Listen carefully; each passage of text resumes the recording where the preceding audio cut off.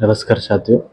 ये आज हम एक और विषय और जो एक विद्यार्थी के तौर पर, एक लॉयर के तौर पर, एक कानून विशेषज्ञ के तौर पर जानना महत्वपूर्ण होता है। और वो विषय है कि जेल में बंद सांसद कैसे शपथ लेते हैं। चूँकि अभी 18वीं लोकसभा में चुनाव संपन्न हो चुका है और जो नवनिर्वाचित सांसद हैं वो भी शपथ ले चुके हैं। हमारे आदरणीय प्रधानमंत्री जी भी शपथ ले चुके हैं, हमारे सरकार के भी सदस्य शपथ ले चुके हैं। इस बीच में दो ऐसे व्यक्ति हुए जिन्होंने जेल से शपथ ली है।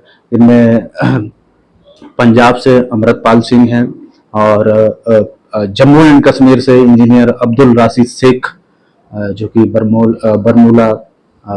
बारामूला संसदीय क्षेत्र वहां से चुने गए। अमृतपाल सिंह खंडूर साहिब जो सीट है पंजाब से, वहां से चुने गए निर्दलीय कैंडिडेट हैं। और मैं वन बाई वन इन दोनों के बारे में बताना चाहूँगा कि ये लोग कैसे जेल में बंद हुए, इन पर कैसे किस कानून के तहत कार्रवाई हुई। इससे पहले मैं आप लोगों के लिए जो महत्वपूर्ण जानकारी इस वीडियो के माध्यम से बताना चाह रहा हूँ वो ये कि ये जो जेल में बंद जो नवनिर्वाचित सांसद होते हैं, कोई भी हो, तो वो शपथ कैसे लेता है। शपथ के लिए जो नियम प्रक्रिया होती है, और सबसे पहले जो हमारा संसद पार्लियामेंट्री ऑफिस होता है, या हमारा लोकसभा सचिवालय होता है, या संसदीय कार्यालय होता है, वो संबंधित जेल को सूचना भेजता है और संबंधित जेल कोर्ट से अनुमति लेकर के, यानी कि पैरोल पर उस व्यक्ति जो जेल में बंद है, जेल में जो नवनिर्वाचित सांसद बंद है, वो जेल से कोर्ट अनुमति देता है और वो व्यक्ति पैरोल पर जाकर के शपथ लेता है। ऐसे ही दो व्यक्ति हुए हैं, अमृतपाल सिंह और जो अब्दुल राशिद शेख, दोनों ने पैरोल पर 4 दिन की पैरोल पर जाकर के संसद में शपथ ली है। और आप सबको बता दें कि जो शपथ अगर कोई व्यक्ति नहीं लेता है तो उसको एज अ जो पार्लियामेंट्री राइट्स प्राप्त होते हैं एज अ मेंबर के रूप में, वो व्यक्ति प्राप्त नहीं कर सकता, ना बैठ सकता है पार्लियामेंट्री हाउस में, ना वोट दे सकता है, ना उस कार्यवाही में भाग ले सकता है। यद्यपि ये एक्सेप्शनल केस है तो इन दोनों व्यक्तियों पर युक्त रीजनेबल इन पर प्रतिबंध लगे हुए हैं। जैसा कि ये अभी जनता के बीच में नहीं जा सकते हैं, पार्लियामेंट्री जो हाउस है इसमें भौतिक फिजिकल रूप से उपस्थित नहीं हो सकते हैं। अगर इनको उपस्थित होना है या बात रखनी है तो जो संबंधित हाउस के मुखिया हैं उससे अनुमति लेनी पड़ेगी, और अनुमति के माध्यम से ही ये ऑनलाइन रूप से अपना जो भी पक्ष रखना चाहे वो रख सकते हैं। अब हम वन बाई वन हम दोनों के ऊपर डिस्कशन करना चाहेंगे, क्योंकि जानना तो जरूरी है। इस दोनों व्यक्तियों के माध्यम से आपको व्यक्तियों को जानना महत्वपूर्ण नहीं है, आपको जानना ये महत्वपूर्ण है कि ये व्यक्ति क्यों बंद हुए हैं, किस अधिनियम या किस लॉ के तहत इनको जेल में रखा गया है और कहाँ ये लोग बाग अभी वर्तमान में बंद है।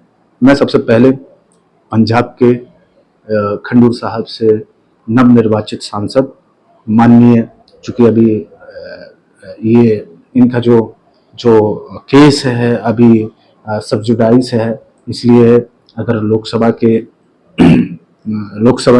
कार्यालयीन प्रक्रिया में माननीय शब्द यूज किया गया है तो मैं भी उनको माननीय शब्द यूज कर रहा हूँ।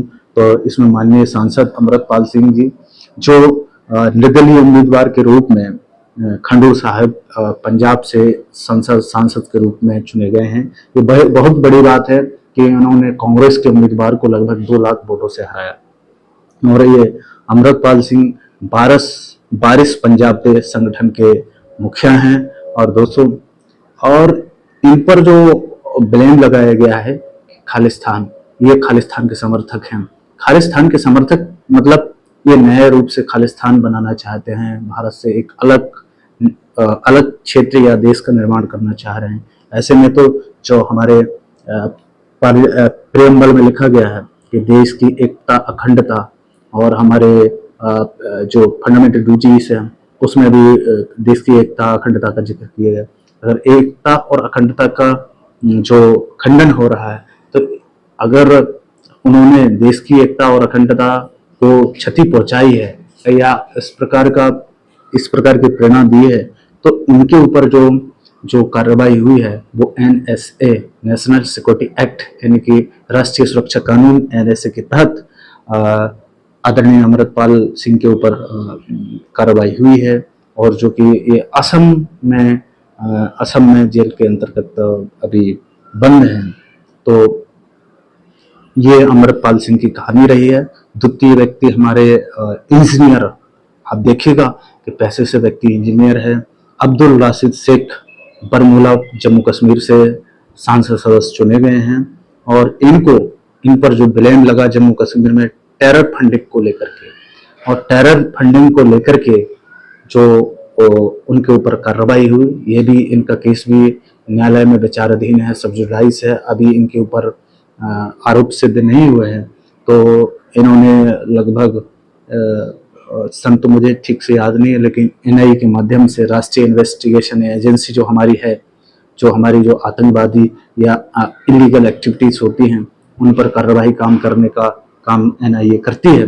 और जो हमारे इंजीनियर अब्दुल राशिद शेख के ऊपर जो कार्रवाई हुई है वो UAPA ध्यान से सुनिएगा, UAPA unlawful activities prevention act के तहत ये बहुत ही प्रिवेंशन और कड़ा कानून है।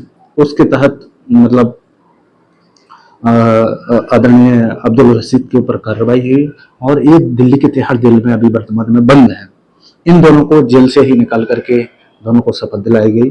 अब मैं प्यारे दोस्तों बहुत ही एक स्टूडेंट के तौर पर, एक प्रशासनिक अधिकारी के तौर पर एक बहुत ही महत्वपूर्ण जानकारी बताना चाह रहा हूँ कि भारतीय संविधान का आर्टिकल 99 ये कहता है कि कोई भी जो चाहे वो लोकसभा का जो सदस्य चुना जाता है, निर्वाचित होता है, उसे लोकसभा में उपस्थित होने या बोलने का अधिकार तभी होगा जब वो संबंधित हाउस के जो भी अध्यक्ष होते हैं या प्रोटेम स्पीकर होते हैं, उसे पहले वहां पर शपथ लेनी होती, तभी जाके उसे एक जो संसदीय सदस्य के रूप में अधिकार प्राप्त होते हैं, तभी जाके शपथ के बाद ही वो अधिकार उनको प्राप्त होते हैं।